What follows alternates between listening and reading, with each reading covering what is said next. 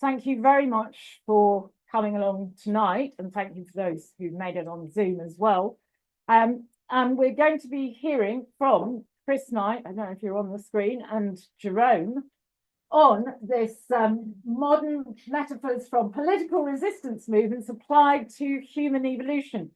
I selected this image for our Twitter feed because, wow, I'm in it. I'm actually in this image, but it wasn't me that thought of this dance in red body paint and pretty naked as well. We really shocked John McDonnell. John McDonnell is the MP for Hayes. This was an action against Heathrow expansion.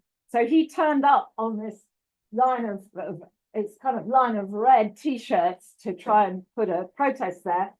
These young women had decided on this action, and I found out about it, but it wasn't me that invented what they were going to do. They decided we're going to use this red body paint to say no.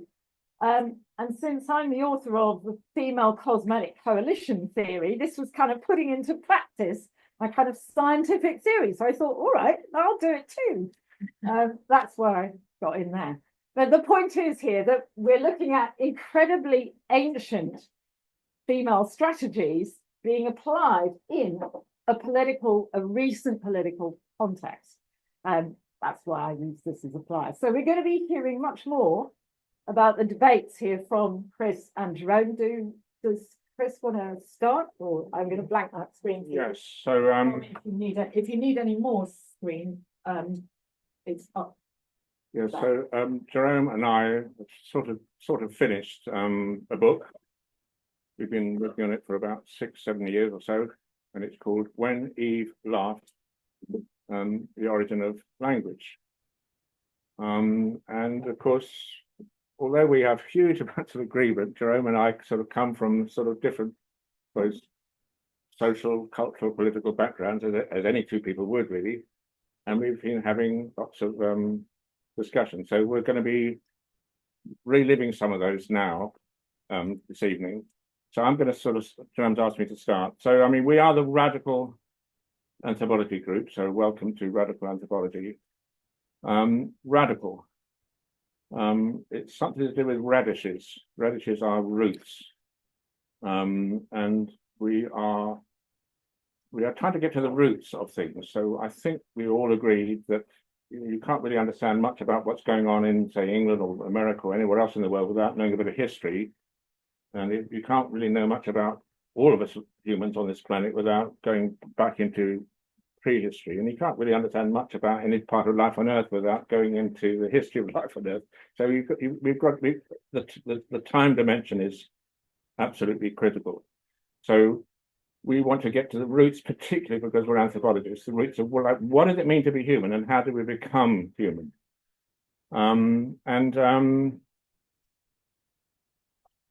Although that's kind of radical, in the Radical Anthropology group, we've been quite careful.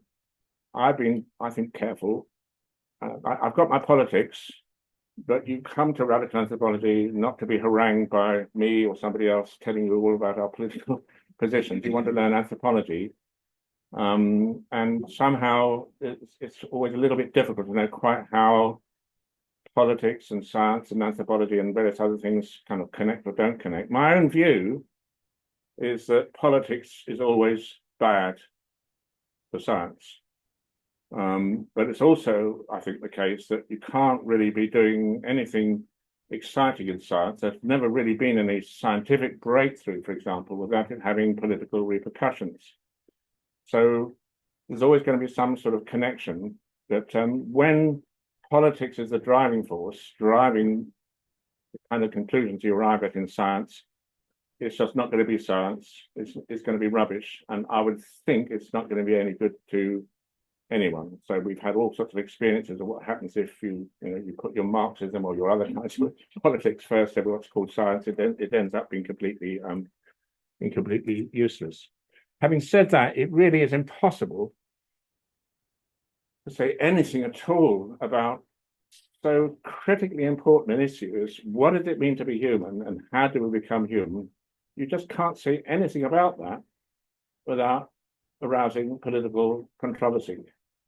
So perhaps I'll just start before Jerome comes in by saying that we have a theory about the origin of language, which is it's just social. I mean, the idea that you could evolve such, I mean, I mention language because clearly when people think about what does it mean to be human, I mean, we are the species that talks. Language is one of the things which most distinguishes us humans from all other creatures, although all creatures, of course, have all sorts of very complex systems of communication. Language is really off the scale, different from what other animals do. We could go into all that. What's happening, Camilla? It's John Locke has got his phone in the Zoom. Can I chuck you out, John? Yeah. Chuck you out. Sorry. That it's a real pain to use the phone in the room. Yeah. Oh. I'm sorry about this. I've Just hearing put you it in on. an echo, that's all. Yeah, exactly. I But was myself. I was wondering what was happening. Yeah, that's not. No, it's not good. you're okay there. So Okay, so sorry. just it is really impossible to say anything about human origins without people having political objections, you know, and somehow it all gets very kind of heated and difficult. So let me just say one thing, perhaps. We think that language can only be evolved under certain very unusual, actually, social and political conditions. And in fact, because words are cheap, and there's nothing about a word that's in any way reliable, for our ancestors to begin placing trust in these things called words, there had to be extraordinary levels of trust within the community, because you're placing trust on things which have got no intrinsic reliability at all. So something must have happened to the social dynamics of our ancestors' communities to make it even vaguely possible for language to come into existence. So now there is an alternative to the theory which Jerome and I are putting forward in our book. And when I say an alternative, I mean a social alternative. In other words, an alternative theory to explain how it was that in the distant evolutionary past, you had whole communities which had solidarity, whole communities where the community as a whole banded together sufficiently to overcome all the normal conflicts and divisions and, you know, all those things, and band together as one community. It's sufficient for language to get off the ground. There is an alternative to our theory, and it's called the warfare hypothesis. And it really is the number one theory these days. I mean, you'll find so many very distinguished scholars, Michael Tomasello, the best known and most celebrated evolutionary psychologists, if you like, but so many others who have this theory, and it runs like this: is how do you get a whole community to overcome their differences and band together? Well, you need an enemy.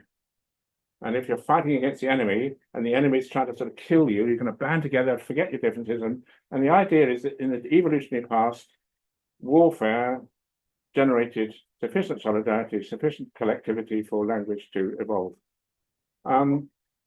That theory, Jerome's going to say a bit about that. That theory doesn't work. And we could go to why it doesn't. I mean, for example, if you look at non-human primates, monkeys and apes, and we are a great ape, the major source of mistrust, the major source of conflict within the group is going to be over sex. So one of the things which is strange about human communities right across the planet, every single human community has a thing called, whatever you call it, I suppose, it's sort of fictive kinship, classificatory kinship, forms of kinship, which amount to a system of kind of moral regulation from below, no doubt, in many cases, certainly with hunter-gatherers, but you have group level morality. You don't do certain things. You don't speak to your mother-in-law like that. You don't, incest isn't usually allowed.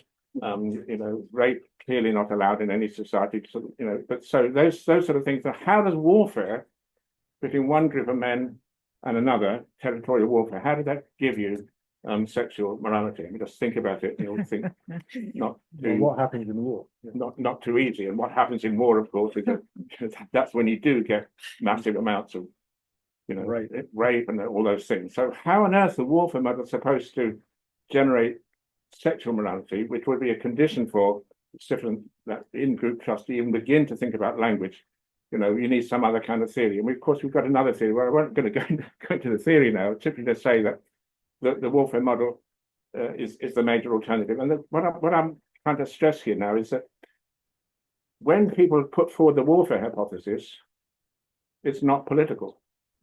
It's not considered political. But as soon as you have a different hypothesis, which mentions, for example, female solidarity, and everyone knows if you're a Darwinian, you know that you have a thing called, you know, you have natural selection, but you also have sexual selection, and modern Darwinism expects conflict between the sexes.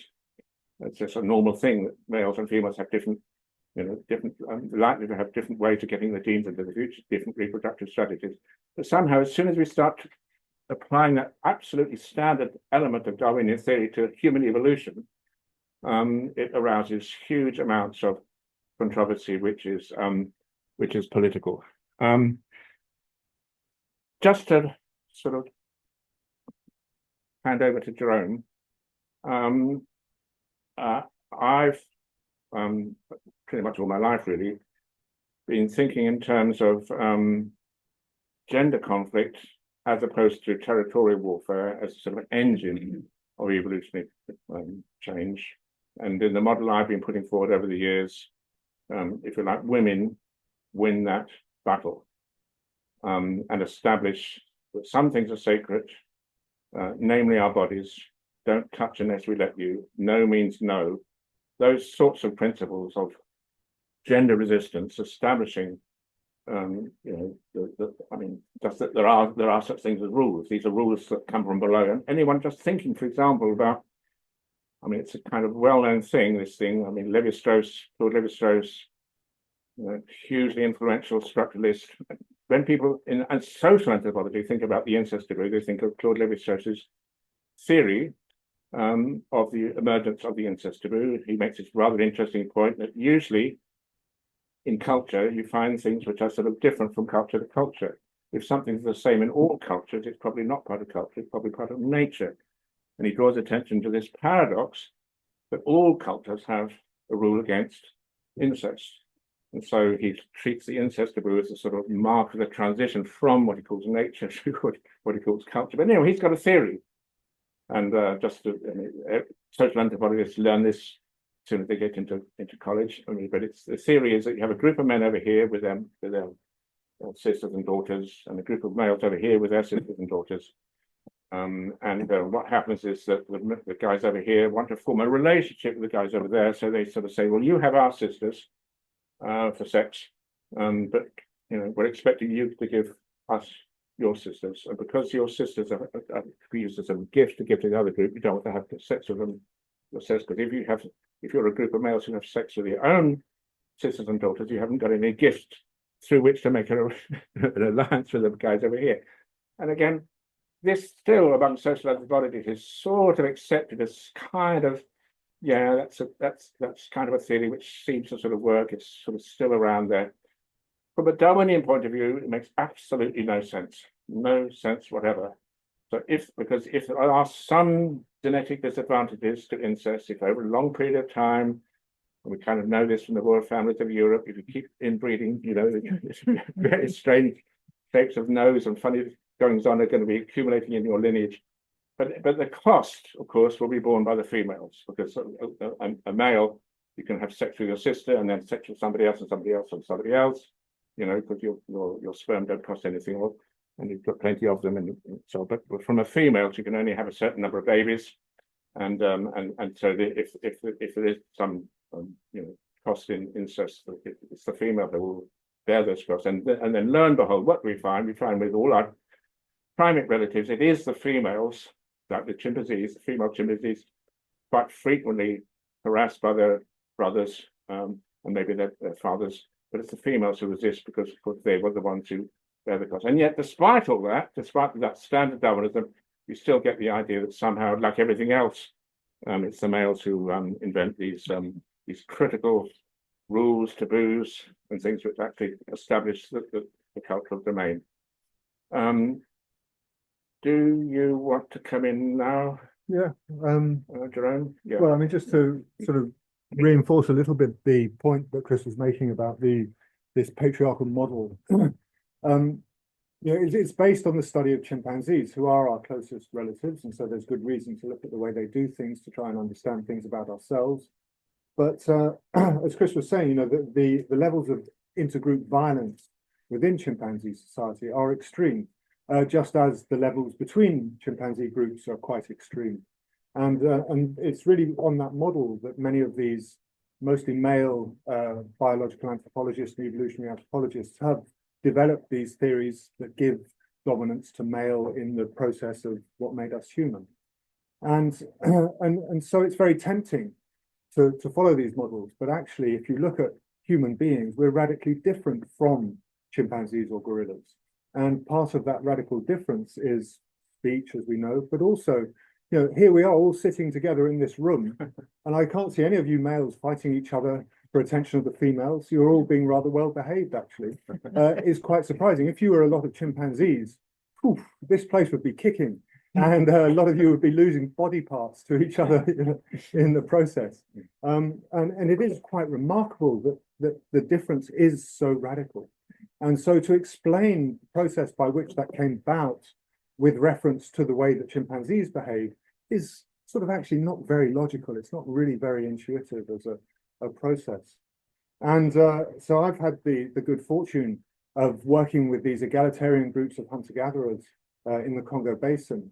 And so it's given me a very direct experience of how you can have a society where you don't have an alpha male who's bossing people around, telling people what to do, or beating people up who as they fancy, where you have a system which operates without a central authority of any kind, actually.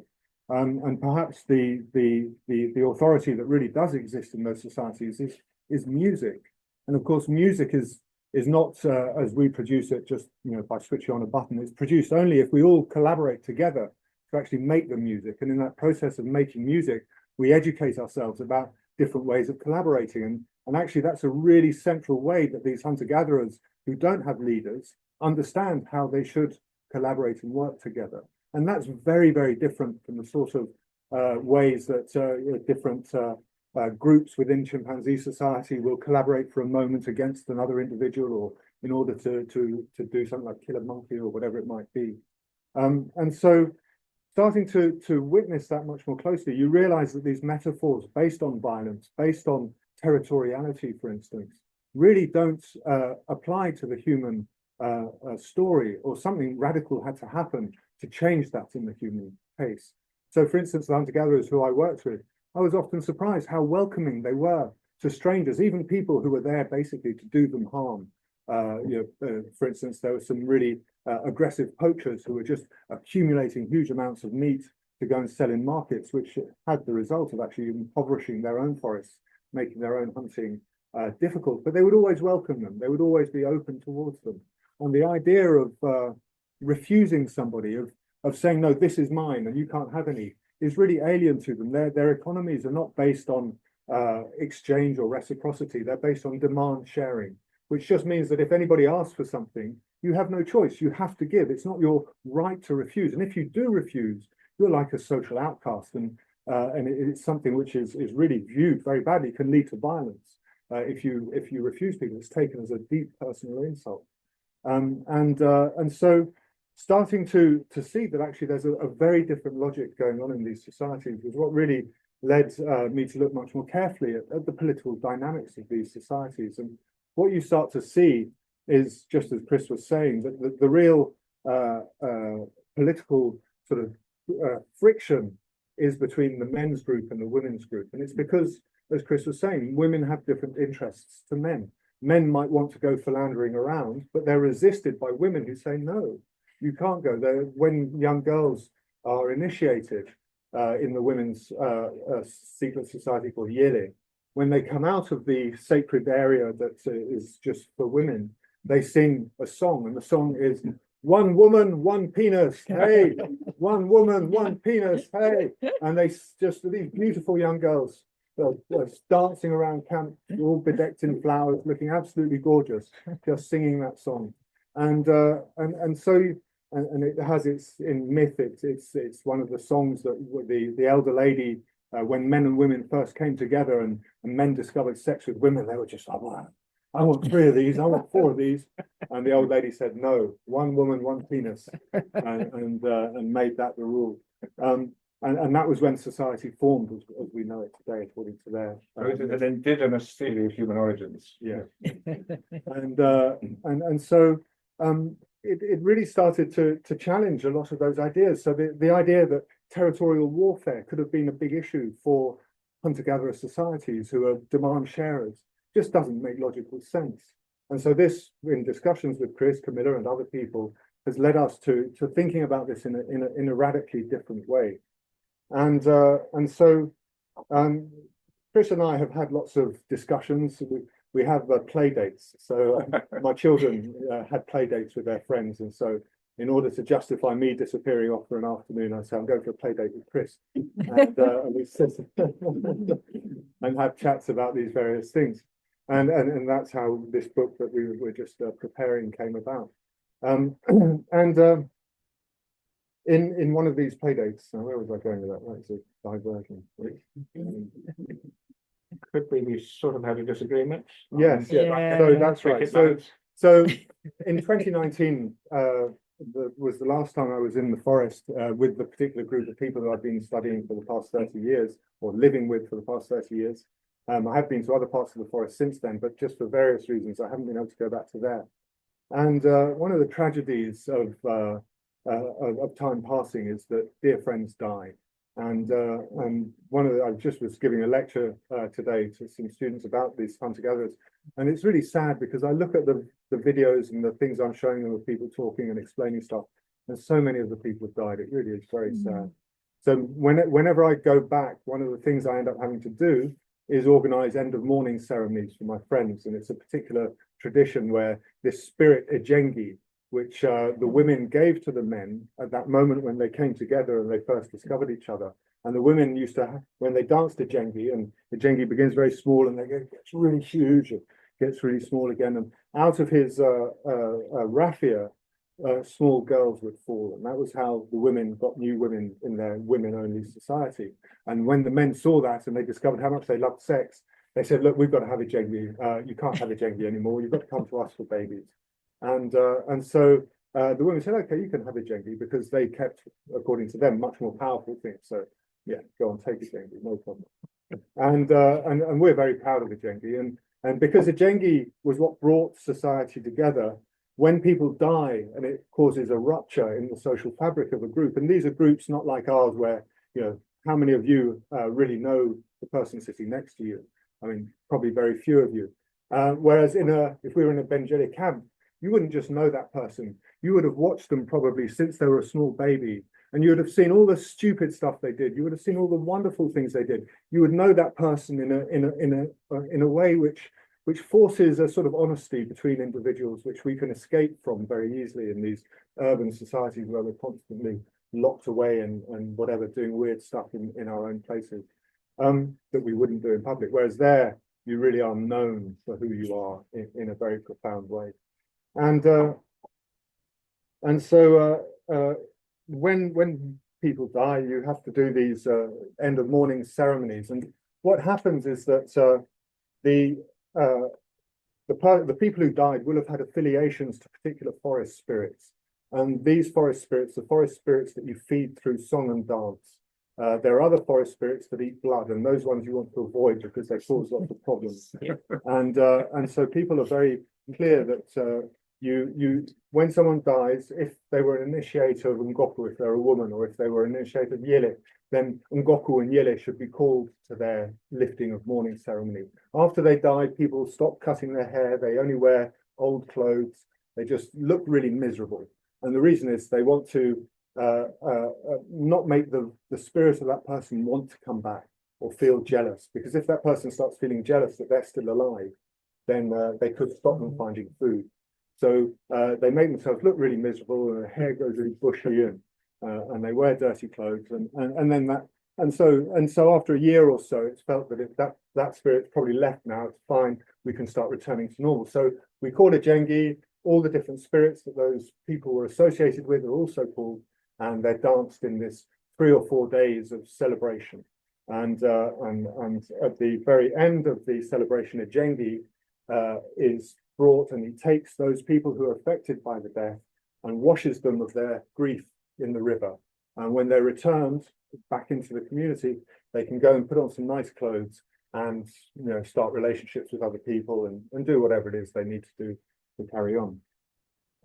So because of this unfortunate thing that we come back once every year or two, so there's always people that need the lifting of mourning ceremony, and it's quite a difficult thing for a hunter-gatherer to organize, because you need to be able to invite lots of people in, and they need feeding, and the big work of these rituals is actually feeding everybody. And so when I come with the resources I have, it's a good opportunity to do these rituals, because you can tax me for food and things that we need to feed everybody.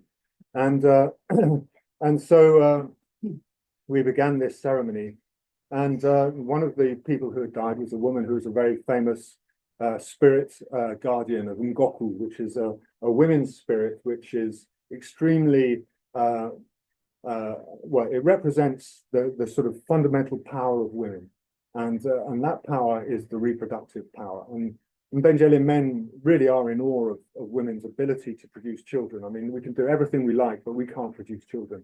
It's only you women who can. And it is a remarkable miracle, this process of bringing new life into the world. And so Ngoku embodies that. But the way that when Ngoku comes out of it, it's got its own secret place where the women go and do their whatever it is they do there. And then when they come out into the community, they often have very rude songs that they sing to the men. And so the women will dress up in flowers and look absolutely gorgeous. And then they come singing out things like, you'll have to excuse my language here, let's fuck, yeah, let's fuck, yeah. And these gorgeous girls are all dancing through the camp singing this. And then they'll start insulting men.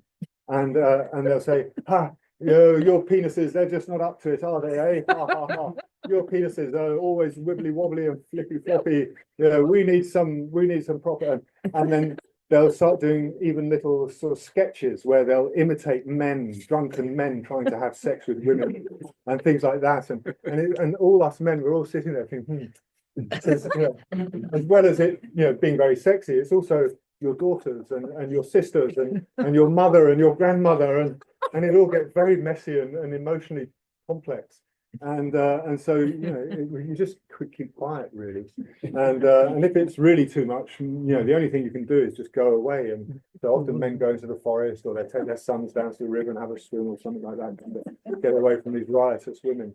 But in a sense, in that moment, the women take over, and they really assert their authority, and they assert their power in the community. And nowadays, there's a lot of change in the forest. There are loggers coming, building roads, and there are all sorts of, alcohol has become really widespread, and alcoholism has become a big problem, but also other drugs. And there's this one of these manufactured opiates that have been such a problem in America. Fentanyl. It's not fentanyl, it's tramadol. It's a painkiller. Anyway, so to my astonishment, the young kids were selling these 10 pence each during the parties, during the celebration. And a bunch of young boys had taken quite a lot of this and drinking as well. And so the women were doing their ngoku and really, insulting the boys and trying to educate them about how to make love properly and how to treat a woman properly. And well, yeah, I mean, I'm no expert, I'm afraid, but anyway, and so then, because the women had so imposed themselves in the community, it was now the men's turn to impose themselves. And there's a dance called Shaw, and in Shaw, the men all put their arms over each other's shoulders and stamp up and down the main area of the camp, and they sing these very deep, bassy songs. And you really feel a male power come out, and actually when they're all stamping in synchrony, it rocks. You can feel it in the soil. If you're lying on the ground, you can actually feel the earth shake. And for women, it's something which is quite intimidating. It's intended to be intimidating, but because those are also the men that will protect you if some dangerous animal comes along, or some very nasty person from a neighboring farming community or something. there's some comfort in knowing that your men are that strong and intimidating and powerful. And so many of these dances play with different qualities of joy. And there is a certain sort of quality of joy in knowing that the people who are going to protect you are really scary and powerful. And so it's somehow nice to see them being scary and powerful. And and anyway, so these young boys, they wanted to start doing short. And so they started dancing up and down the camp. And the women, because they had had such a nice ngoku, were still sort of chatting and just hanging around in the central space. And these boys started to get a bit annoyed that the girls weren't, or the women weren't moving away. So they started insulting women. Oh, your holes are all too big. Oh, your holes aren't tight. You know, just really being rude. And I could see the women getting quite angry. And these boys were just sort of lost in their inebriation or whatever, and just immature. And so they were just carrying on. And as they got more frenzied, because the women started to get more resolute about not moving, they started to get even more insulting, and it just really deteriorated into this real. And some of the girls were getting so angry, they started trying to slap the boys as they were coming by, dancing by, and it started to get really hot and heated. And one of the boys had an empty bottle of some alcohol, and the women were standing under a palm tree, and he just banged the bottle against the tree, and the glass shattered everywhere. And the women were infuriated. And there's a very lovely dear friend of mine called Combea, and she doesn't come beyond my nipple, but she is so strong, and she just stood up, and she was furious, and she said, "Right, ladies, girls, come on, take your vaginas away. We're out of here. We're leaving." And come on, and all the women just stood up, and as one, they started to leave. And of course, for us men, it became really serious, because what they were doing is basically saying, "No, we're not going to support your ritual anymore. You're going to have to do it by yourself, and we can't do it. Ijengi needs women. If Ijengi doesn't have women seducing him into the camp through their sexy, beautiful singing and dancing, he won't come. And if he doesn't come, he can't wash the mourning away. So the whole ritual we've been doing for 2.5 days just will fall apart." And so. As all the women started rising up and everyone started thinking, "Oh shit, this is really causing a problem now." This old man, he quickly came up and said, Kumbaya, really, we understand. We've all come through you. We've only come through you. It's through you women that we come. We understand. Those boys, they don't understand what they're saying. They're just talking out of turn. They've just lost it. Please, please. And then the other men and all from, "Oh yeah, really, come on, ladies, come on. You can't just run off like that. We really do understand. We all came from you. You are the source of life." And slowly the women started to calm down, and so came back in, and we proceeded with a more orderly ritual to completion. So I told this story to Chris on one of our play dates. And Well, didn't we hear the story when we were doing some Dark Moon singing under the trees with Ingrid? Didn't we? what, in Yeah. well, 29. Maybe not. Exactly. No, we heard it from Ingrid in the CAF after that event. Yes, she was telling us. Ingrid was telling us. Okay. Sorry, Ingrid. So, Deserves a clap for that one. okay. No, I mean, I must say as well. I mean, that was the most Beautiful song. brilliant version of that Sure. that event. It's I've never heard it quite so beautifully expressed. So thank you, Jerome. It's beautiful. So, what I get from that, I'm going to summarize. It's the sort of the conclusion of, almost the conclusion of the book, the way I wrote it, which is as follows: all human culture, all kinship, all morality, actually all the trust needed to generate language, everything actually which makes us human, all of that was born on the world's first picket line.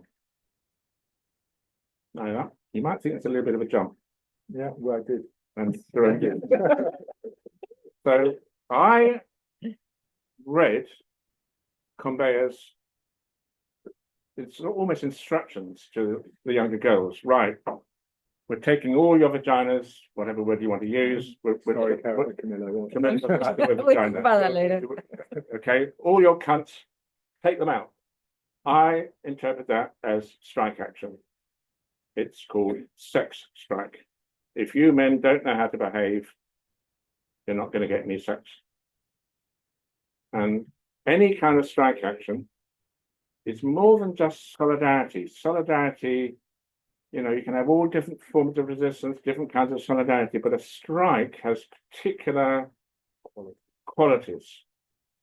And one of the things about a strike is that somebody can be doing damage when they're not apparently hurting anybody. Two people can be having sex. And who are they harming? So hang on, it's supposed to be a strike. You're breaking the strike. So even when people are doing things which may seem to be like at face value, not really harming anyone, they are harming something, which is the particular form of solidarity which strike action represents. And that's something which applies to all the world's communities, that there's certain things which you just don't do, and fundamentally those things within all the world's religions. Obviously I'm an atheist, but I do find something very valuable in every single one of the world's religions, and that is that some things are sacred. Not everything has a price. And above all, if the body is not sacred, then nothing is. And you're not going to get, if you don't have rules about sexual behavior, you're not going to have grammatical rules, table manners, all the other kinds of rules that sort of make up what we call culture.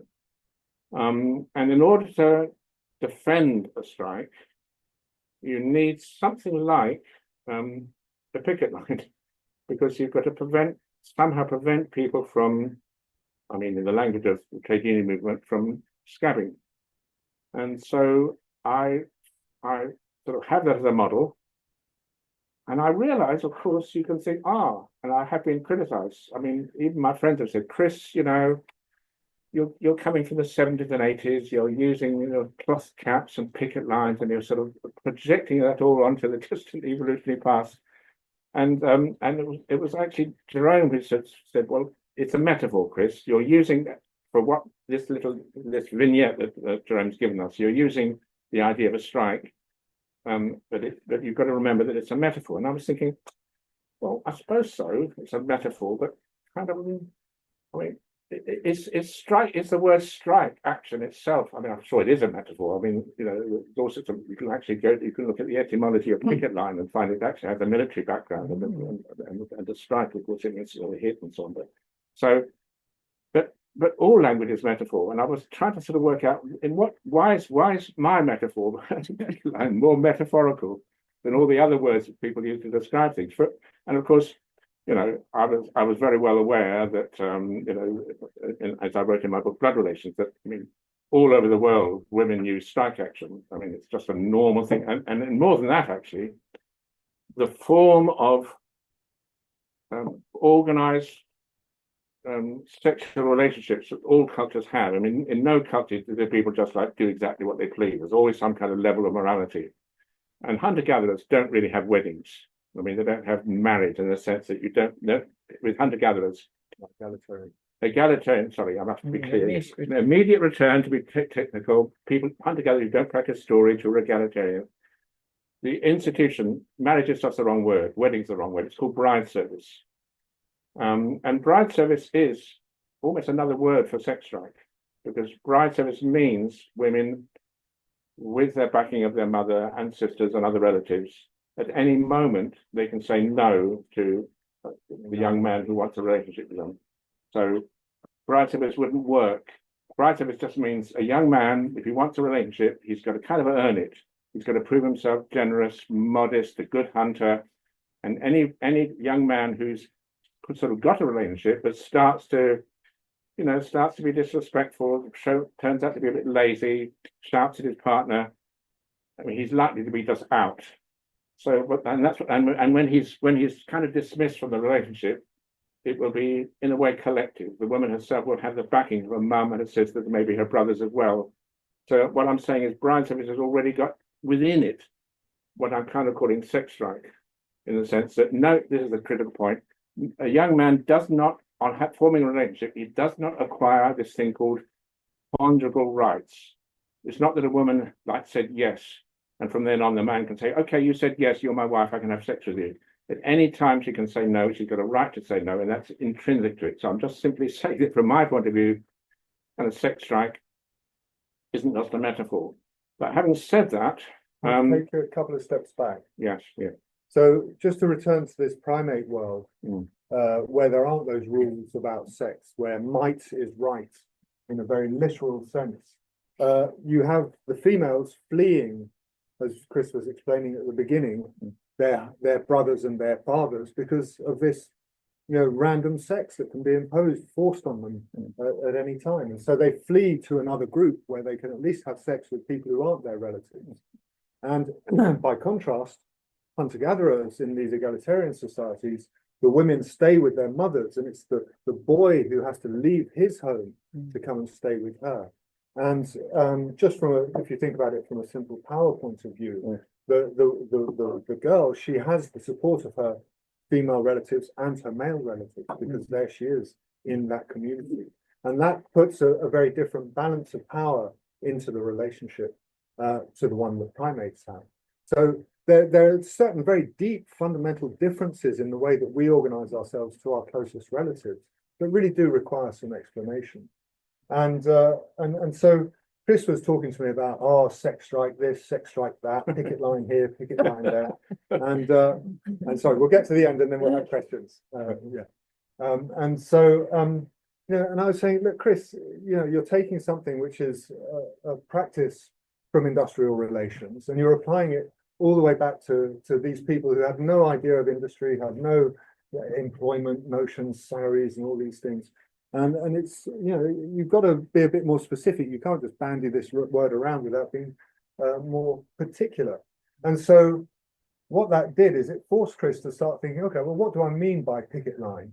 And then, of course, he goes into the mechanics of how picket lines work, the power relations that are evident when people make a picket line or when people go on strike. And it's that which is really illuminating. So the thing about most social institutions that we have, so think about it, any kind of institution, it sort of starts getting a little bit bigger, and you can even get bigger and bigger, and you can even have empires or whatever it is, but you can also have various companies, and I don't know, the sort of, as they get to a certain size, they start to fall apart and begin to sort of break up.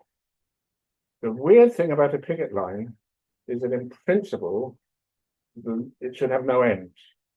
And kind of in principle, the bigger the better. And so if you just have a local picket, the scabs can always get round it. And if you're thinking about sex strike, imagine something like the vignette we heard from Jerome.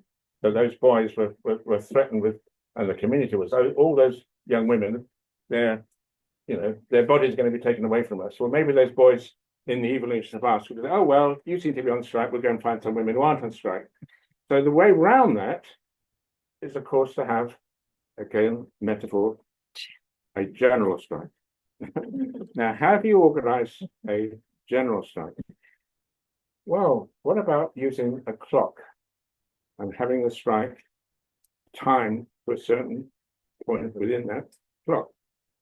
What do I mean by a clock? Well, in the evolutionary past, you didn't have watches, you didn't have Big Ben, you didn't have pendulums, all that stuff, but you had two big clocks up in the sky. One's the sun, one's the moon. There are really powerful reasons why the human female menstrual cycle evolved under natural selection to be compatible with the periodicity of the moon. I mean, the short version of it is just that we evolved in Africa, and we formed largest groups under pressure to find safety in numbers from predators, the predators being the most dangerous ones being lions. Lions are lunarchic animals. In other words, lions have brilliant night vision, and they're rather lazy creatures. They don't like chasing too far. They like to see you in the middle of the night when you can't see them, and so they're very keen on hunting at dark moon. At full moon, they kind of give up, and that is completely just standard science. I could show you Craig Packer's, statistics about humans being eaten by lions in Tanzania over the last 60 years. And we can even find the paper, but that's not so much the point. The point I'm trying to make now is that a picket line is best when it stretches on. It's called, you've got to coordinate it. There's a number of things about a picket line. First of all, a picket line which uses violence, that's not going to work. If you're trying to get people to join the strike through any kind of intimidation or coercion, no, you've got to use kind of moral persuasion. You've got to persuade your brothers and sisters, if you like, to join the picket line because it's in their long-term, not immediate, long-term interest. And so there are features about a picket line which are sort of characteristic of that particular institution. If you hold your picket line or you organize your strike at dark moon, it would be possible to do that because, as I say, the human female menstrual cycle would be compatible with that. Around the time of menstruation, for those women who are menstruating, one of the things about menstruation is, of course, I mean, I got all this from Emily Martin, but many other people, of course, a woman's tolerance threshold tends to be a little bit lower as you're building up to menstruation. You're prepared to put up with all sorts of crap from guys around ovulation, but when it comes to menstruation, no. And it's when you're not allowed to go on strike. This is Emily Martin's marvelous work. When women are just told, right, it's just like any other day, 9 to 5, off you go to work. When you come back, make sure you give your husband a supper. You may want sex in the evening. Oh, hang on a bit, it's my menstrual bit. No, just like any other. So we have periodic evolving humans in a non-periodic world, which is what we've got now. So unless you have, unless you have I mean, this is Emily Martin's point. She said this thing called an illness, called premenstrual syndrome. I mean, it's described as an illness, but she was arguing that the problem is the non-periodic nature of society. Society is made by people who don't have periods. Modern society is made by men, of course, dominated by men. So you have this sort of construct called premenstrual syndrome.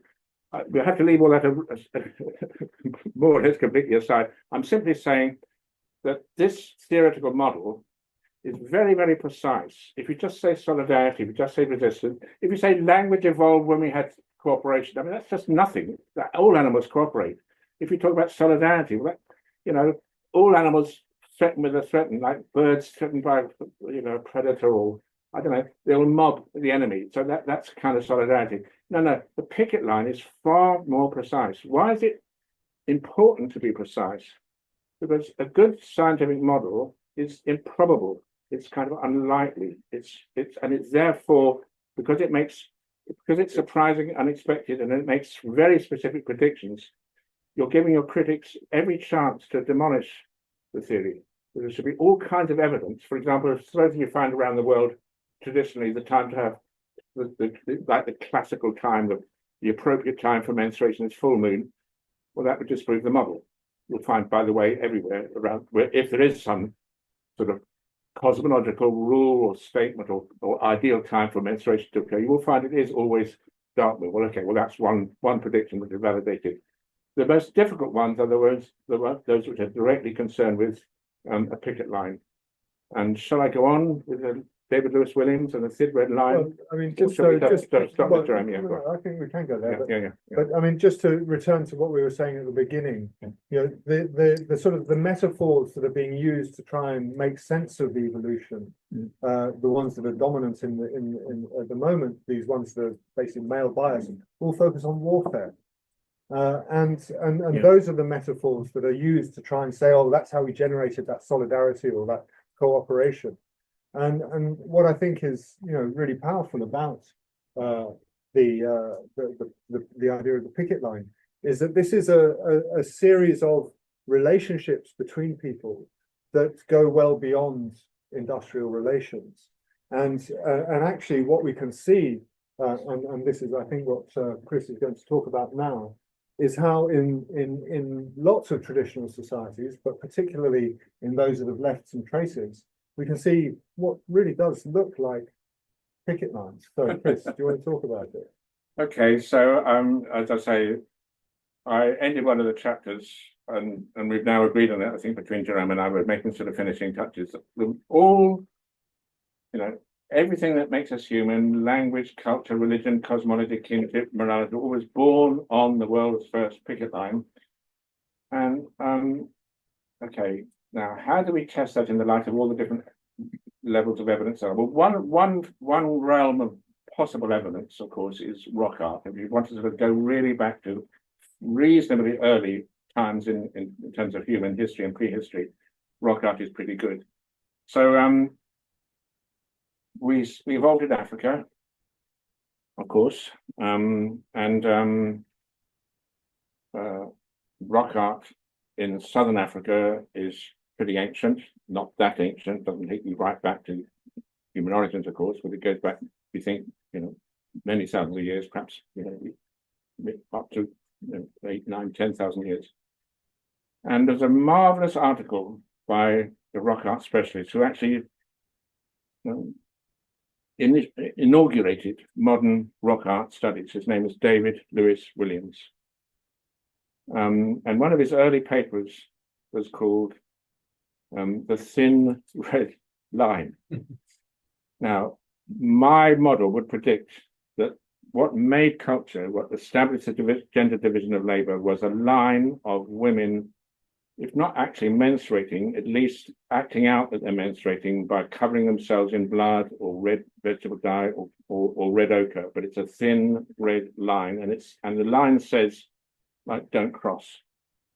And David Lewis Williams is discussing this.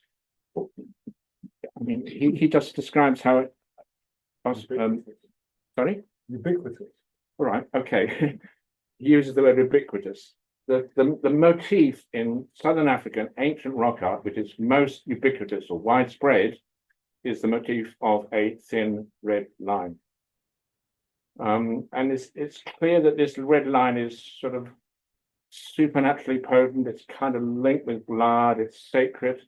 And what you see in the images, and I've just got one little image here, but there's plenty of them, is that this line runs between women's legs.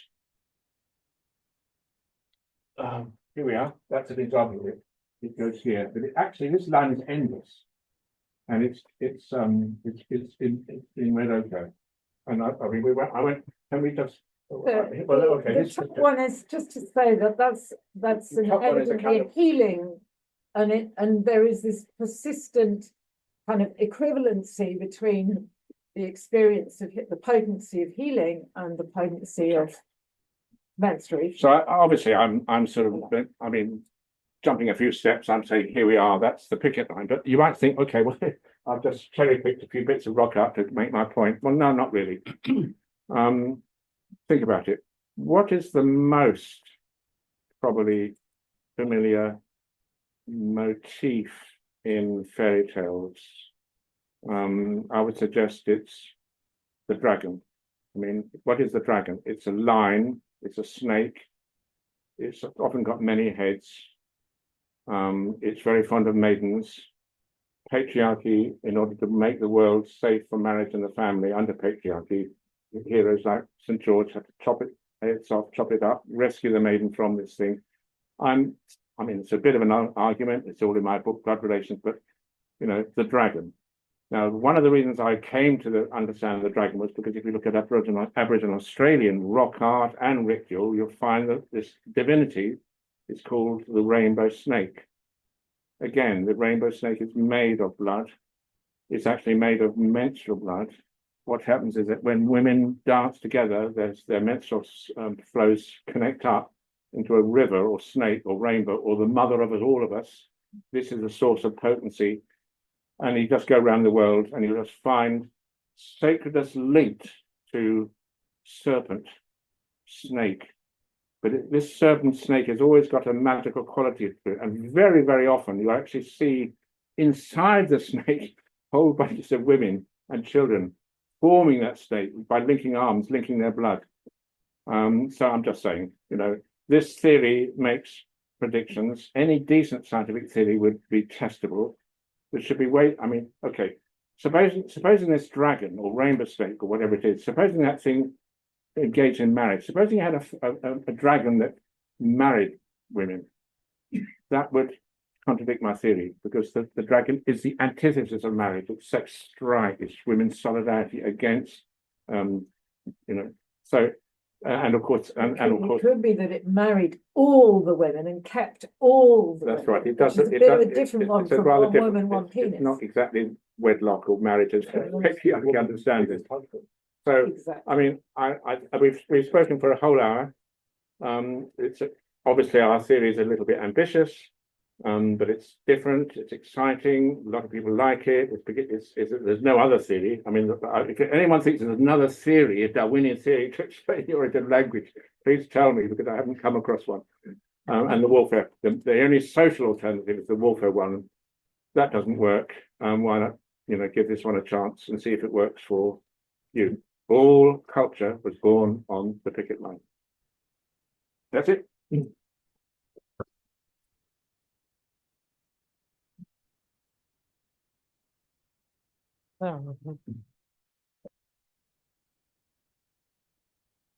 John.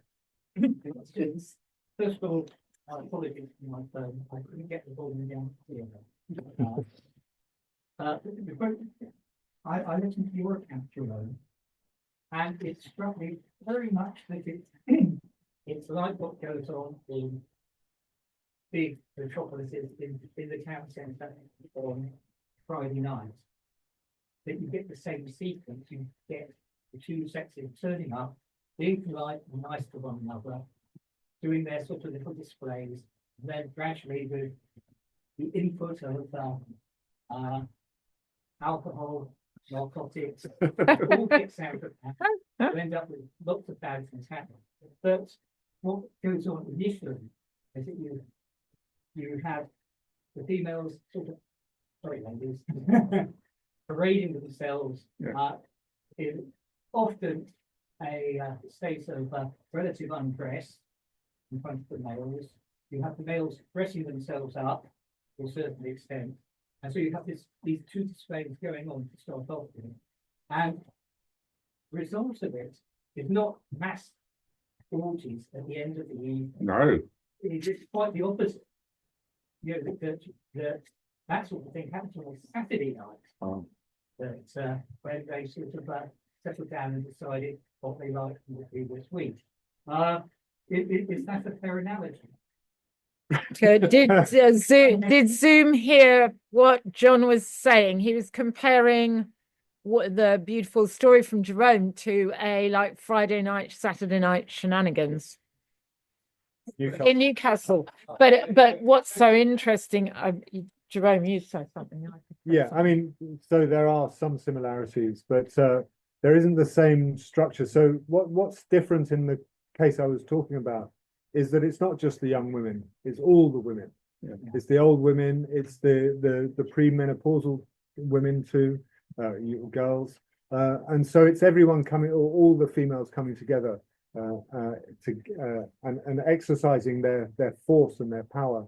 I guess the difference with the Newcastle students is that they're a particular age. You won't see all the grandmas hanging out with them as they're displaying away. So there is something that's fundamentally different going on. And then there's the moral force that those women can marshal against the misbehavior of the boys. And I don't know if that happens to quite the same extent in the evenings. And Camilla's dying to say something. I'm dying to say something because I think that those Newcastle girls in their best list with showing the most are doing female cosmetic coalitions absolutely and they are absolutely they'll go to toilets together, they'll go wherever they're going to drink together, they will stick together and even display their capacity to get drunk together and do that. Cosmetics, of course. And the process of the cosmetics of creating the bonds of, are you bonding with someone because they lent you the lipstick or because they showed you how to use the lipstick or whatever, and they create these coalitions that even they're kind of all wearing something a bit different, but they meld together. I'm not sure that this and to say that they don't have moral authority, that those girls that aren't able to suss out what's going on with the boys and which one is okay and which one isn't. Yeah, but the mums and the mums are saying you're home by where are you going out like that? Or are you? I think there's a whole layers and layers there that it needs proper field work, proper economic. It's actually much stronger. Okay. When they disappear off this day, into their ladies' rooms, which I think very much nothing to do with it. Of course, yes. But they do engage in a thorough discussion. If you're a chap and you think you've called, you haven't, because off she goes into the room, they have a big discussion on your good points, your bad points, whether Exactly. you're suitable. But John, etc. Yeah. do you relate that to this theoretical question of the origins of human culture? That's what we're trying to. We're going beyond describing Liverpool on a Saturday night or Newcastle, but actually saying I think something like what we've described yeah, made us human. Yes. Well, it's really Point is- it may go back further. I go back Okay, with let's- Homer let's X. some other people come in. Yeah. feel like, so, not to, yes, the parallels were there, it's cool to pick up on this, and yes, you're right, Camilla, to point out that there is no agency, and these women are doing something, and they don't have no power or something like that, and yes, we go into the loo and decide, oh, it's this guy, but I think that one of the key difference is the point about the strike, like one of the main thrust of the whole argument, and one of the main points, as I understand it, is the unanimity, the capacity for collective, unanimous action that has decisive effect. So, yes, the key point and the difference, and the sad and tragic difference read from this lens, is that right now, if I'm looking to take care of my girlfriend, we're all drunk in a bar on Saturday night, I go up to her and I stand next to her and I say like, oh, I create an excuse for her to leave. Like, I want to find out if she's safe. The ladies are going to know what I mean. We have our little codes. Yeah. We're not sure if she wants to be, if my girlfriend wants to be hit on by this guy who's all over her. And so we go over and we say, you know, like, oh, buddy's calling you, and give her an excuse to walk away. And then we get her away. And yes, there's female solidarity going on there. And no, we won't have it, that we don't have any agency. But the key difference between what we have to do and what we do on a Saturday night and what these guys are talking about is that, like, the moment some guy would be misbehaving at all in the club, the moment a single guy gropes somebody we don't want that to happen, or tries to put a rupee in someone's string, every single fucking woman in the club would turn around and be like, what the fuck? And kick the guy's ass right in front of everybody. Exactly. And that doesn't, Exactly. fortunately, on a Saturday night Oh, today. well done. Well And said. so, you know, that's, I just Well heard said. that, I'm like, oh God. Okay, okay. I mean, yeah. Christian. Subject bit of what you were talking about. I just wonder, the boy that broke the bottle against the tree, did he have a girlfriend? And what happened in the bride service And department? who picked up the glass? Who went around picking up the glass on the ground? Yeah. Was Well, it it was not- Stacey, that's- that's what- No, but I think- So is the no, question, did Zoom hear the can you hear the questions, So- Zoom? Just- Bambandili youth are very, they have very voracious sexual appetites, and they don't worry too much about being necessarily always with the same person. And so there's quite a sort of, I mean, there's a very tolerant sexual freedom in young people, and they're encouraged to experiment and experience as many people as they like. And they can experience same-sex relationships without any insult or people getting cross with them, as people sometimes dress up as cross-dress. There's all sorts of experiments that go on, and people are encouraged to know what you like, and it's felt to be something that's good.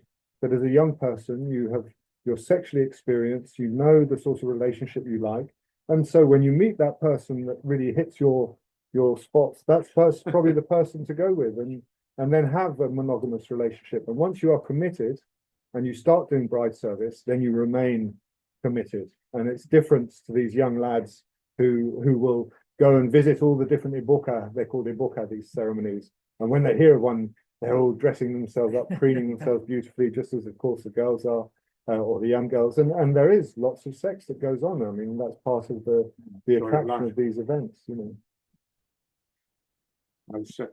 Right, just in the context of Speak up discussion for the I'm sorry, Zoom the and context of slowly for the Zoom. Thank the you. discussion about strike and the use of the word. And I was wondering whether, maybe another word, a more encompassing word like conditionality or enforceable conditionality or recognized conditionality. So it's just a different word, which might be more comfortable. But it does it does, it's stating the same thing in effect. No, it doesn't. Really? Well, conditions, it's just a condition. I'm not going back in that factory until I get my conditions met. Yeah, but it's the collectivism isn't there. The fact that you can really, it's totally upset absolutely everybody by just having a little bit of a snug with somebody, and all those things aren't in there. I think what I'm trying to get away from is the objection that you're bringing culture of the 80s, 90s, or Western industrial society to bear on this, which is more universal. And so maybe working around a different word might help open that up. But it's just a suggestion. Hang on a minute. Okay. But otherwise, but speak loud enough that they can hear you here, or come and speak. It's true that it's a particular political vocabulary, strike, general strike being used to discuss something that might be much older and broader. And in some ways, there could be an argument for, well, let's work back from that and pick a more universal word. But in some ways, and you pointed out, like you could say anything we pick at or language we use could arguably be understood as some kind of metaphor. And isn't it interesting that it's women's solidarity that we're looking for a more natural word for? Like it's significant that it's not where women are denied political action in some ways and need to be understood as natural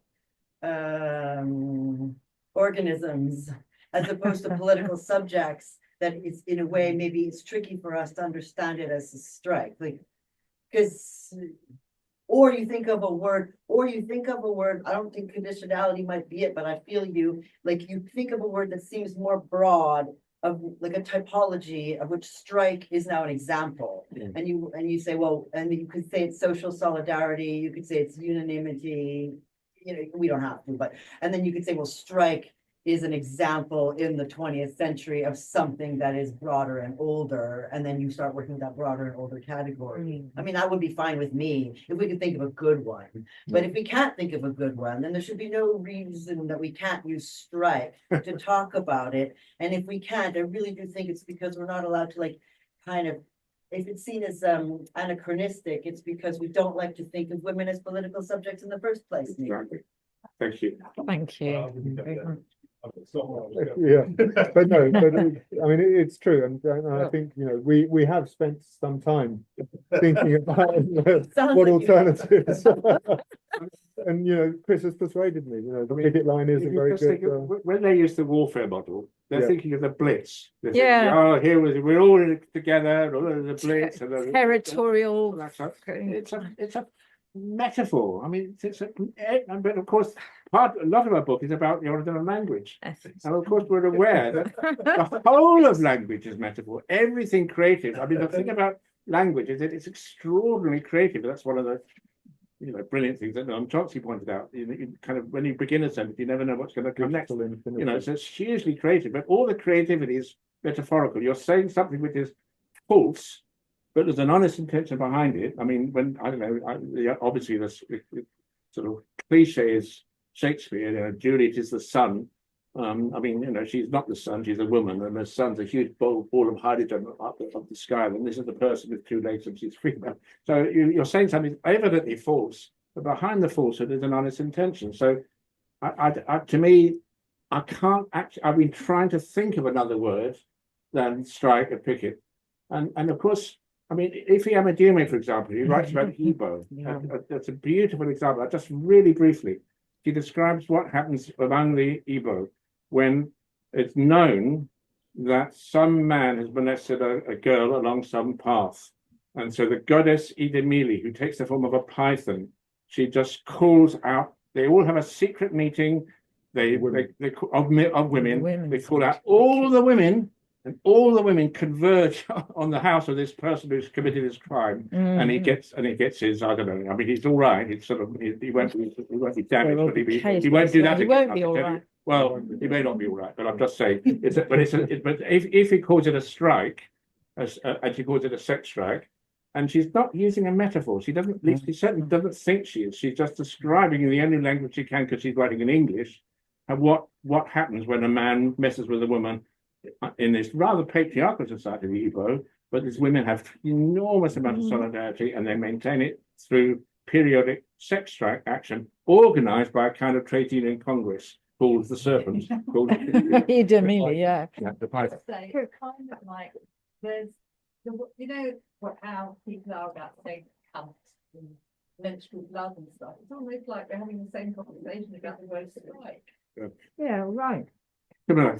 Yes, to say, I mean, there is a long history of sex strike and its reality that goes way before industrial circumstances. One, we can think of the great play of Aristophanes as the example. Now, that may not seem to be real. It may seem to be, the Lysistrata may seem to be all made up out of the head of, and it was meant to be a sort of joke against women. But actually, Aristophanes wrote a number of these gynokratia, women ruling comedies, and it was a particular structure of matriarchy that almost surely, and I know because I've analysed this play in its original language, referred to women's ritual actions in Greek Athenian polis society, where they were indeed engaged in ritual strike effectively, where they were out of the oikia, the home, in a kind of political space. Says Mavoria Zusai. Another, Chris, in his great book, Blood Relations, the first book, and this is the next great book. Well, there was another one in between, but this one's the introduced sex strike through. Well, it didn't even start with this. The chapter in Blood Relations, if you've never read it, to read the sex strike, chapter 4 is a huge introduction to this whole area, where he starts with primates, and he starts with female gelada baboons making decisions amongst themselves. Are we going to go with that new male or keep this old one? And they have a vote. And they vote. They literally do vote, kind of with their feet or by pulling. No, don't go that way. Come this way. So it's a political Barney amongst those, that alliance of their related gelada females. So this is just the sort of monkey. This is monkey level. It's an even great ape level. In fact, the monkey's a bit more sophisticated because they're female relatives, whereas great apes, the females can have harder time to get the solidarity. But then went on in the second part of that chapter to illustrate the cultural depths of sex strike, including Ifi Amadume's one. Ifi was very much politically understood everything with the, and there are so many examples in West African cultures, not only Igbo, but Yoruba. I've talked about the Takumbang movement from Cameroon is just, that is, I mean, just wow. in this room, you just think, what other way could, in the course of evolution, sexual morality have been established? Just think about it, other than by some form of collective action. But as soon as you say collective action, would it be men who would be in favor of restraining their sexuality, or would it be more likely women? And it's, I mean, just think about it. And it's just like it's a no-brainer. What is extraordinary, actually, about the articles and the contributions on the evolution of morality is how much verbiage gets spilt by usually older white males, usually academics, on the evolution of morality without even talking about sex. Exactly. And you think, it's about philosophical questions about a train running down yeah, the trolley problem. It's going to go this way. It's going to kill three people, or go this way and kill 17 people. And So should they really go in that trap? It's like they do anything to avoid the question of sex. I mean, anything, because if you talk about sex, you're going to need two genders. So oh my God, and they want to use unisex language, you know, and they want to just, yeah. Pre-industrial supermarkets. Sorry. Zoom, you're very quiet. Is there anybody on Zoom would like to ask any questions? Is anybody before John? Is John's had a go? And but go with you and then go with Graham. I don't know. I just had maybe it's a very basic question, but right at the start of the lecture, you said that language could only emerge when there was trust. Yeah. And I was curious, why trust as Ah. opposed to collective goals or a shared idea of reality? What is it about trust that makes it so important? Well, I mean, it's just that I'm a Darwinian, and there's a thing called Darwinian signal evolution theory, which is the study of how signals evolve among animals, or actually plants as well. But anyway, because all living creatures communicate one with the other, and it's just that okay, chimpanzees are perfectly capable of not just symbolism, but actually metaphor. So if you raise a chimpanzee in your family as human. Roger right. Fruit, as a human family, Roger Fruit's raised these chimps. Many other people have done that in the 80s. And so I mean, so I won't go into all the details, but it is what this particular chimp started saying "you shit" to his parent. When you didn't give them food. Because I mean, so he knew the word for shit because he had done toilet. He wanted food. He didn't get the food he wanted. Didn't get the right kind of banana. Said you shit. Well, that's a beautiful metaphor. Metaphor. Because his carrot is actually not literally a piece of shit, but metaphorically he was a piece of shit. He was, So I'm just saying. So now it's Well, you've got to, the chimpanzee can do that to the human. the chimpanzee Yeah. could do. But it can't do it. Well, I'm saying that, Jerome. I'm just saying.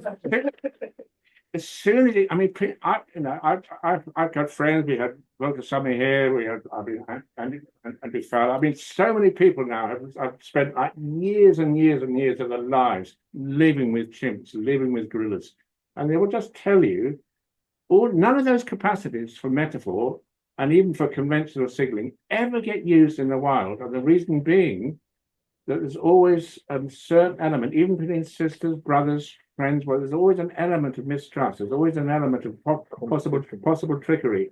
And so what happens is that anything which might be a trick is rejected. And the only signals which get responded to are signals which are connected causally to some aspect of the real world, connected to the emotions, to the body, to how big the animal is, where it is. So chimpanzees, when they see food, they make a food call.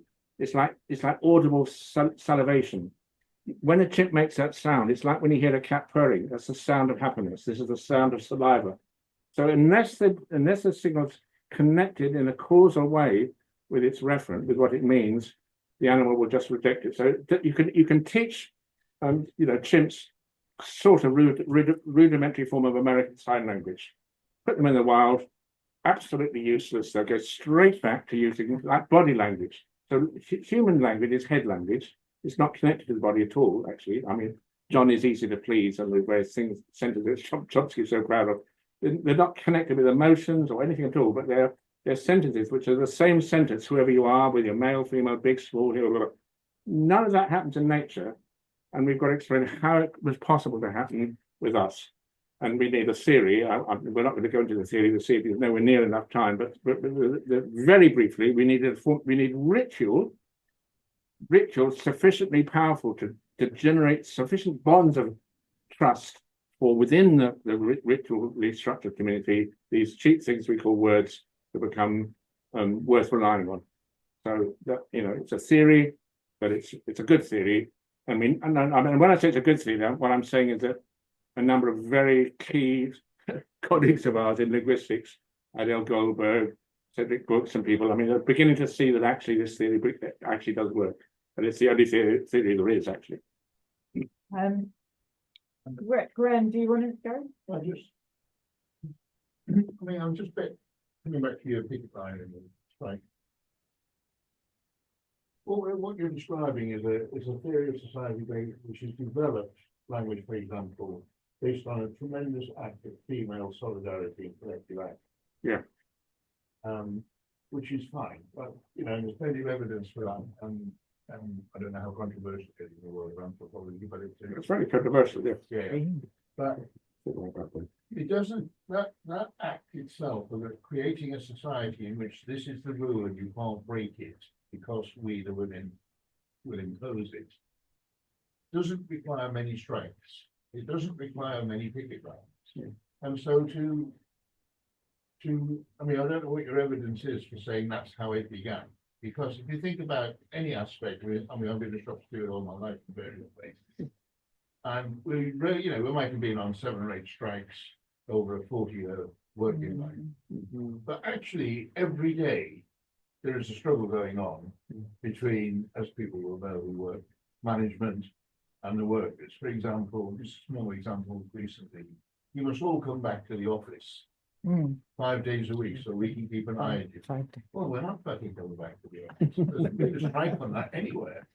People are just not going back to the office because management can't do it. There's a strength there, which is almost unspoken. Yeah. May not even have the trade unions involved in it. It's just, no, we're not getting up at 6 just to get to work at 8 on some smelly train, you know. But is it working?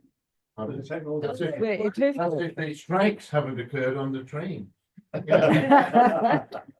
I'm just giving a, you know, to narrow your argument down to a picket line is perhaps underestimating, I'm just suggesting, what's actually going on, which is a really powerful societal change, which is a daily occurrence. And your story, so your story. Can you really repeat illustrates that. the essence of that? So what Just- Graham Durham, who's a long-term comrade of mine, I've known all these years, is saying that without even a picket line or a strike, there's forms of resistance which are happening all the time. Like, for example, since COVID, people started working at home.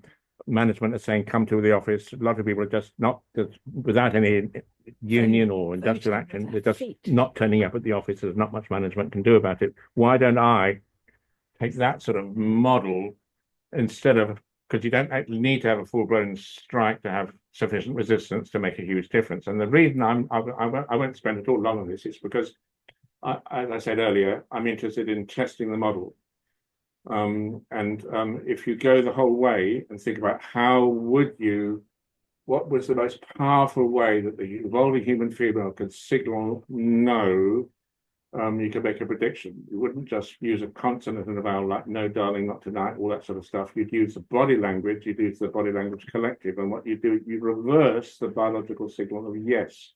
So it's when a chimpanzee female is in estrus and available, she's signaling to the male that she's of the right species. She's another chimpanzee. She's of the opposite sex. She's a female, not a male, and she's in a fertile period. She's in estrus. Now, if we just think about it, how the evolving human female, with all sorts of things about concealed ovulation we need to think about before that, we won't go into all that. You just reverse the signals of yes. So the biological signals of yes is right sex, right time, right species. Reverse them, you've got wrong sex, wrong species, wrong time. Now you might find that a bit weird, but I'm interested in all the details of world mythology, all the details of cave art, and you'll find this thing called totemism, for example. You'll find that in all fairy tales, men are turning into frogs, women are turning into swans. I mean, changing your sex in your species. The world's oldest known ritual is probably Eland bull dance. What happens is that a girl comes of age, she starts to bleed, her mum grabs hold of her, she puts her in a hut with surrounded by other women, and she turns into, what does she turn into? Eland bull. So the girl is turned into, first of all, the wrong species, she's an eland, then she's the wrong sex, she's a bull, then she's the wrong time, she's bleeding. So a bleeding bull eland, and you see the rock art. So I'm just saying, do we want to explain fairy tales, myths, art, ritual, the whole damn lot from a nice, simple parsimonious theory or not? If you just use a little bit of resistance here and there, you're not going to get wrong sex, wrong species, wrong time, and you're not going to get the beautiful detail of the world's oldest known myths and structures of fairy tale and rock art and the rest of it.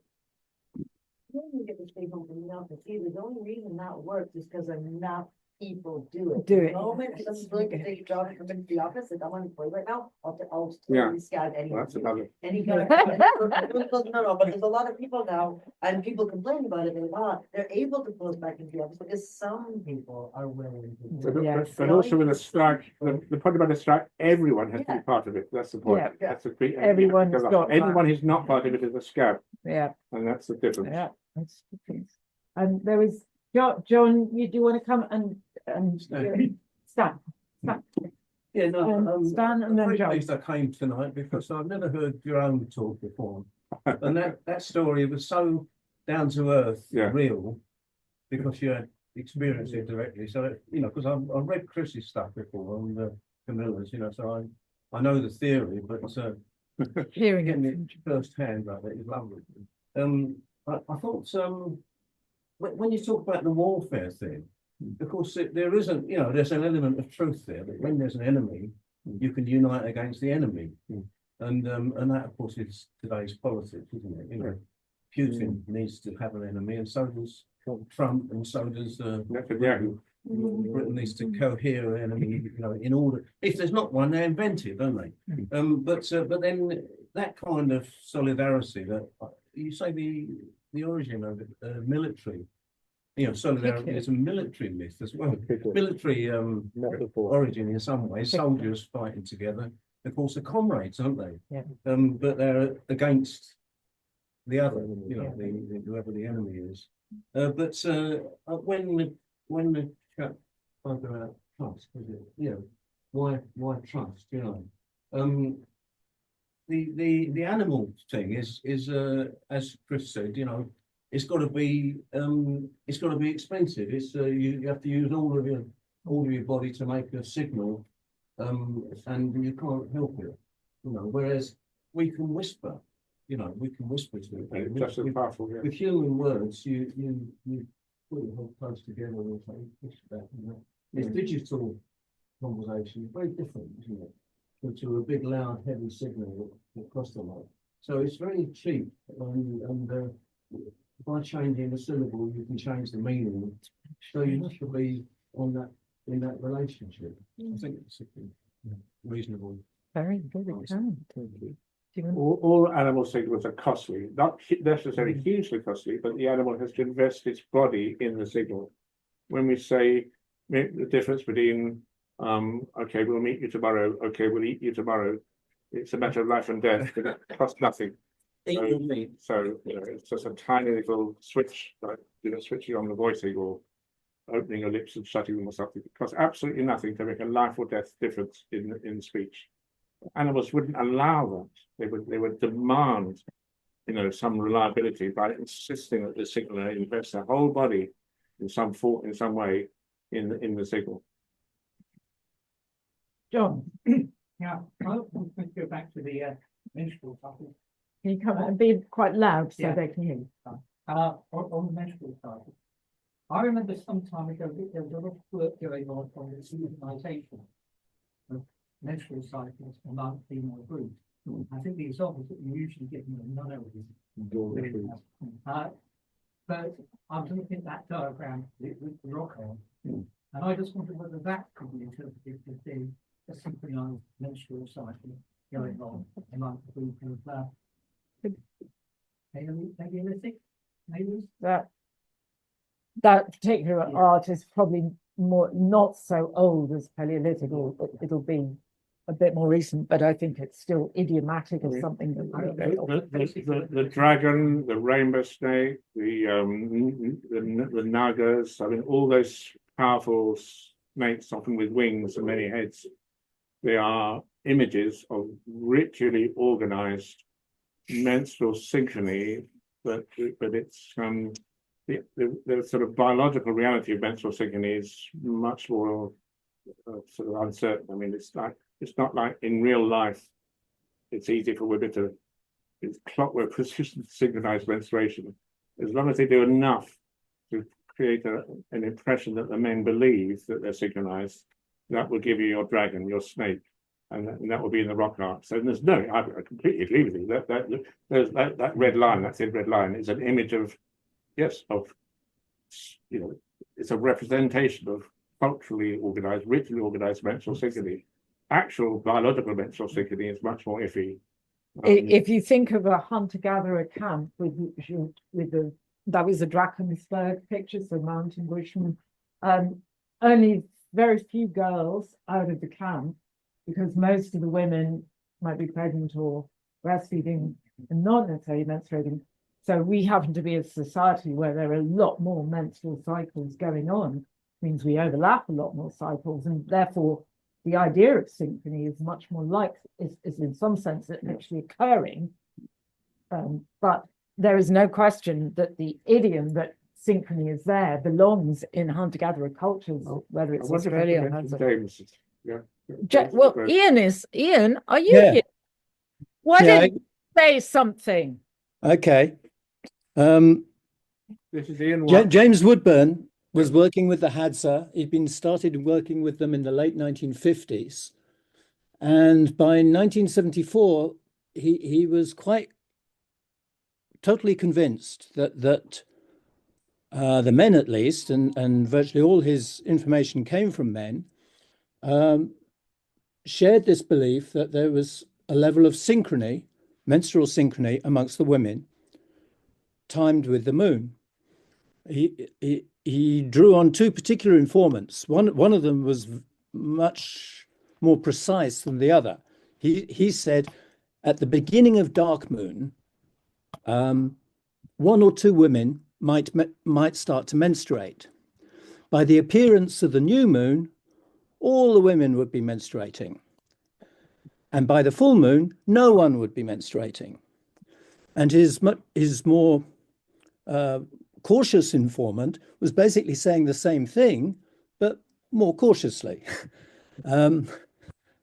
And James didn't, and this was 3 years after a woman scientist first introduced the topic into the scientific literature. McClintock, I've forgotten her first name. Martha McClintock. The McClintock effect. Martha McClintock. And James wanted to run with this, and he'd written a seminar paper on it. He tinkered with the paper for 20 years. And in the end, he just decided it was too much. Action to that paper says it is a very difficult thing to write about because the taboo among academics is very strong.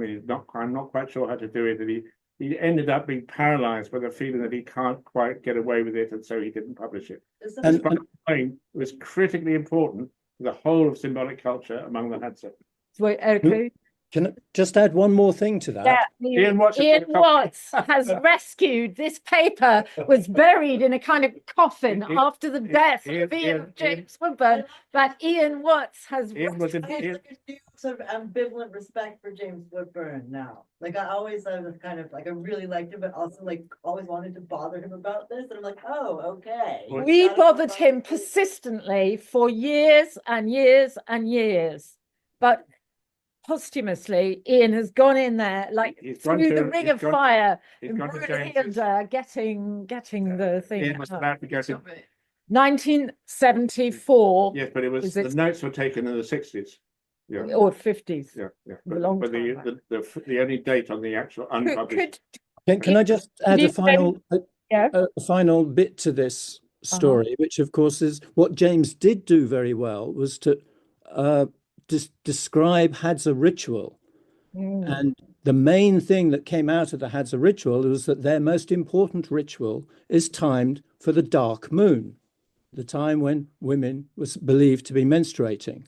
And this was a ritual of solidarity, of celebrating shared parenthood, but also it was designed to help ensure the success of forthcoming hunting. And to this day, or until very, very recently, the Hadza's most productive form of hunting was in the nights leading up to full moon. This is particularly in the dry season. And this is true not just for the Hadza, but also in southern Africa amongst various Bushman groups as well. So these were things that Chris, when he wrote Blood Relations, he wasn't predicting any of that. His predictions were all, he just didn't think any extant society, any existing society would still be behaving in those ways. His predictions were at the symbolic level. But what's remarkable is how time resistant, if there is enough abundance there, to sustain collective big game hunting, how time resistant even at a behavioral level that this model could be. Could I just add a bit, Ian, just the fact that women's menstruation linked to the moon and an idea of synchrony has been recorded by ethnographers with the Hadza almost for a century, with Dorothy Blake, James Woodburn, myself, Eleanor Moriki, and Catherine Fitzpatrick, Oh, yeah. really importantly for a thesis for Cambridge, which was, of course, where James did his thesis, but on an evolutionary side, she was doing it, but she had very good information too. So it's like it's just a persistent theme through those. But I mean, the point about this, the duration of these systems, and I think it's just really important. We're not claiming that somehow these communities are primitives, fossils who just remain the same. But it's just that because we live in a society with so much inequality, you're having a constant friction between the oppressors and those being oppressed.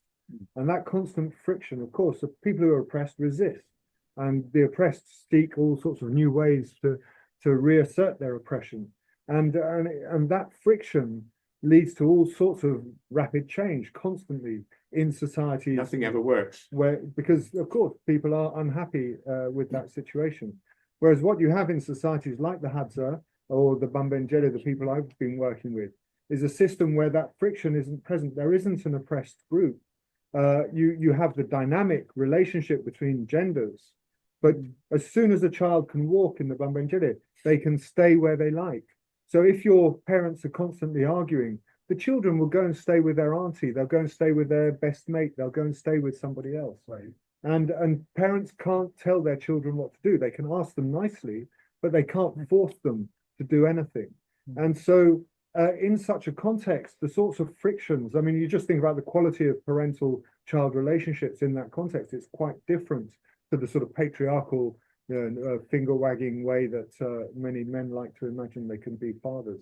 Anyway, there's lots of work on the relationship of men to their children in these societies. Men spend more time in Bayaka groups, the group of pygmy hunter-gatherers I'm talking about, with their children than any other society. And this has been quite carefully documented. Children up until the age of about 2 spend hardly any time, I can't remember exactly, it's something like 90% of the time in the arms of somebody. They're not left alone, they aren't put down. And this creates a completely different context for living, and it's something which is high quality childcare, the major aim of the whole society. And the focus of activity is on producing abundance and joy. It really is an explicit focus of so many activities, of the most valued activities. So it's very difficult for us where it's all about work and becoming somebody and proving yourself and resisting or becoming the dominant one. That is a situation of conflict. It's hard, it's stressful. And so you want to change. And so, we have this thing we call history constantly. And so we've given it a nice word, progress, we call it. But look what it's brought us, where we are now, in this sort of suicidal movement to destroying the very basis of our existence. So anyway, just if you can change your view and look at it from the point of view of hunter-gatherers like this, it really doesn't mean that these people are fossil primitives or whatever. They are changing and adapting in all sorts of ways. One of the things we say in the book is that it's just possible that humanity has a future.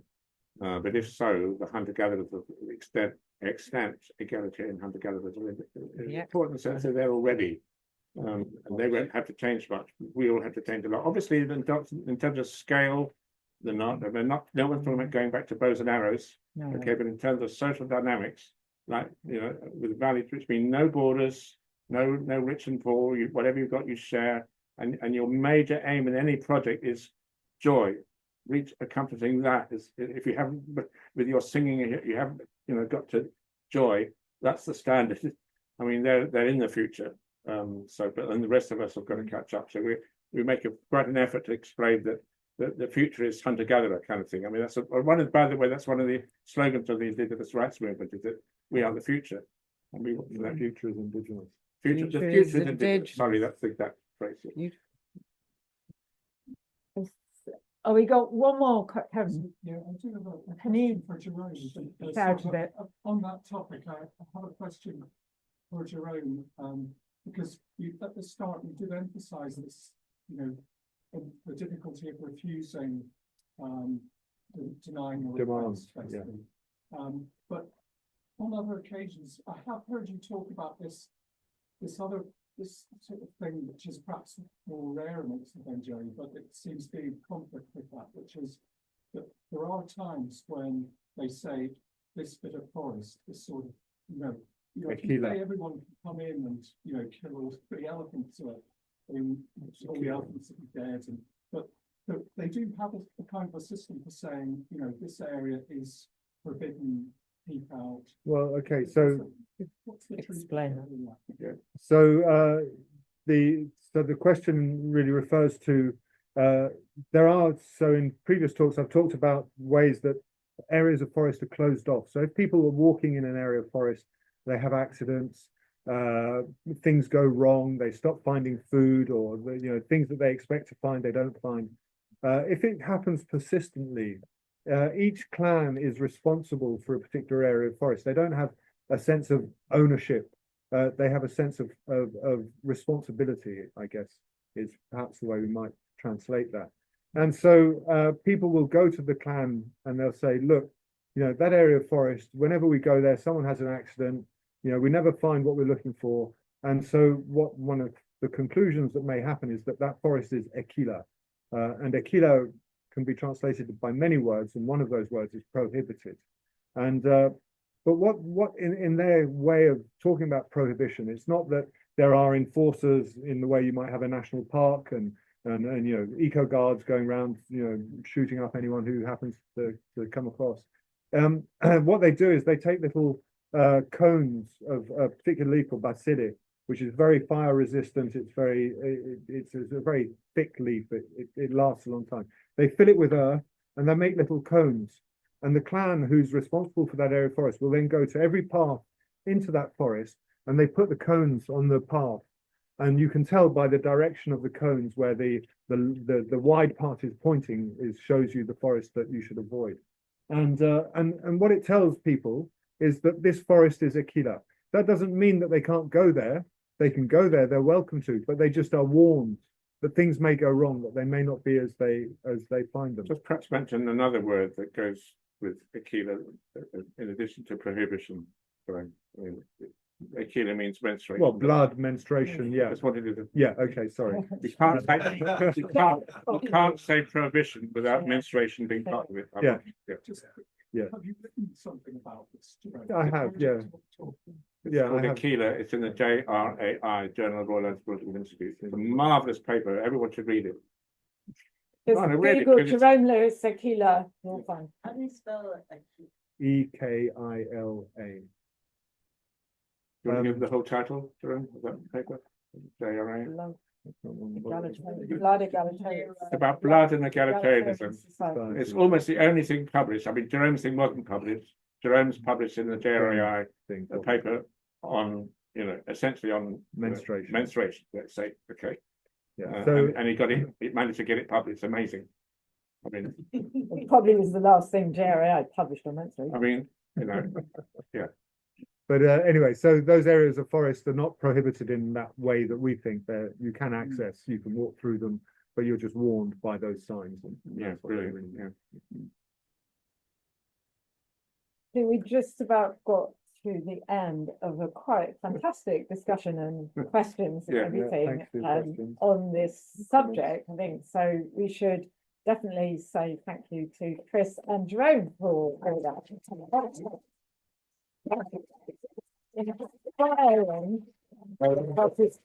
The book's called When Eve Laughed. That's the laughter that Jerome was talking about, the raucous laughter, quite shocking and possibly even intimidating to men. When Eve Laughed, and the subtitle is The Origin of Language. And we think it's going to be about February, not this year, next year, 26, to be out. Yeah. Well, Yale University Press. We're very confident it's not Yale University Press. We haven't quite got the contract. All right, okay. Don't count your chickens. Can I just say we have one more occasion before Christmas. That is both for people on Zoom and anyone in the room, which is our tradition before Christmas is always for Chris to read and give a brilliant deconstruction of an Xmas fairy tale, The Shoes That Were Danced to Pieces, which is a very feminist and matriarchal fairy tale where the princess is kind of win hands. Well, they sort of win hands. Well, they're getting some message across anyway. So please do come if you'd like to come and celebrate that. And we will come back after Christmas, January, not June, January the 14th, where I think Chris is going to talk more about the book specifically, and Jerome, if he's around. I'm not sure Jerome will be around. Will he be around on the 14th January 14, I don't know, but anyway, we'll see about that. I'm going to be going through when he'd laugh. books, because by that stage it should be kind of totally finalised. Let's ready. hope. Not quite. But anyway, so that will introduce next time if people want to come back. Apart from that, do we want to say anything else? There's the pub. We're going to. So I'm going to say thank you and goodbye to everyone on Zoom. Yeah, that's me. So thank you and goodbye to everyone on Zoom, because it didn't go wrong today. We didn't hear too much from Zoom today. What's the matter with you all? No, well, after the excitement of last week. No, you didn't want to break the spell. But anyway, thank you very much for coming. I mean, come and hear Chris's fairy tale next week. It's fine for Zoom to be involved, I think. Yeah. And see you next week, hopefully. Thank you very much, Lieta. Thank you, bye. That's all right. Thank you. Bye. Bye-bye. Bye. Bye then. So you can